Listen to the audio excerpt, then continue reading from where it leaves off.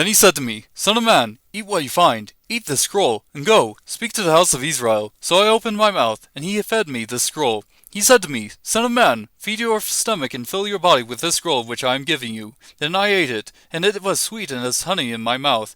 Then he said to me, Son of man, go to the house of Israel and speak with my words to them.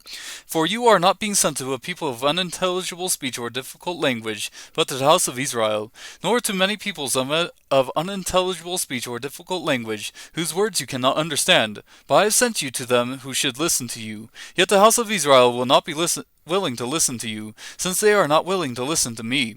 Surely the whole house of Israel is stubborn and obstinate. Behold, I have made your face as hard as their faces, and your forehead as hard as their foreheads.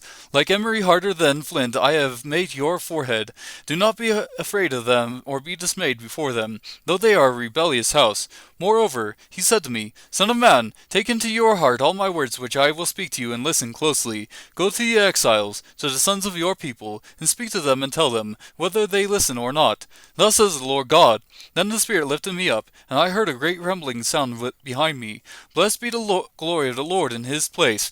And I heard the sound of the wings of the living beings touching one another, and the sound of the wheels beside them, even a great rumbling sound. So the Spirit lifted me up and took me away, and I went embittered in the rage of my spirit, and the hand of the Lord was strong on me. Then I came to the exiles who lived beside the river Kebar, at Tel Aviv, and I sat there 7 days where they were living, causing consternation among them. At the end of 7 days the word of the Lord came to me, saying, Son of man, I have appointed you a watchman to the house of Israel. Whenever you hear a word from my mouth, warn them from me. When I say to the wicked, you will surely die, and you do not warn him or speak out to warn the wicked from his wicked way that he may live, that wicked man shall die in his iniquity, but his blood I will require at your hand. Yet if you have warned the wicked and he does not turn from his wickedness or from his wicked way, he shall die in his iniquity, but you have delivered yourself.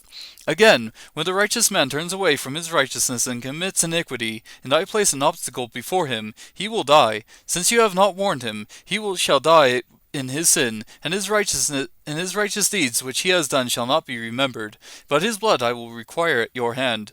However, if you have warned the righteous man that the righteous should not sin, and he does not sin, he shall surely live because he took warning, and you have delivered yourself. The hand of the Lord was on me there, and he said to me, Get up, go out to the plain, and there I will speak to you. So I got up and went out to the plain, and behold, the glory of the Lord was standing there, like the glory which I saw by the river Kebar, and I fell on my face.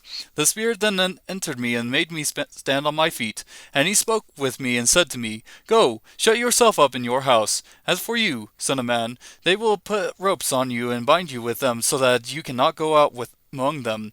Moreover, I will make your tongue stick to the roof of your mouth, so that you will be mute and cannot be a man who rebukes them, for they are a rebellious house. But when I speak to you, I will open your mouth, and you will say to them, Thus says the Lord God, He who hears, let him hear, and he who refuses, let him refuse, for they are a rebellious house.